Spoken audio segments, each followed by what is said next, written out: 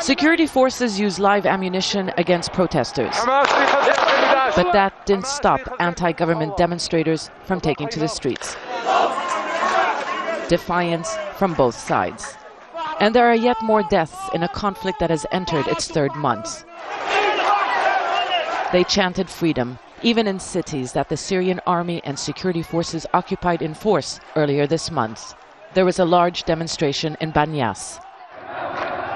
And even in Dera, where the protest movement all began, there were those who ignored the heavy security presence. Damascus and its suburbs also witnessed protests despite checkpoints and a heavy security presence. And protesters in the central city of Homs made the same call heard elsewhere. We want the fall of the regime. It is unclear whether a government plan to hold a national dialogue with the opposition will do anything to calm the streets. Activists say they are no longer interested in promises of reform.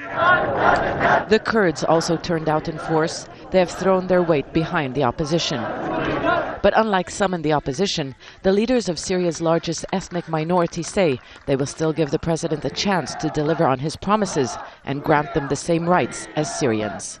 The Syrian army remains just as defiant as the protesters. You can see them all along Lebanon's northern border. And just a few hundred meters from where I am standing are the Syrian towns of Arida and Tel Kalah.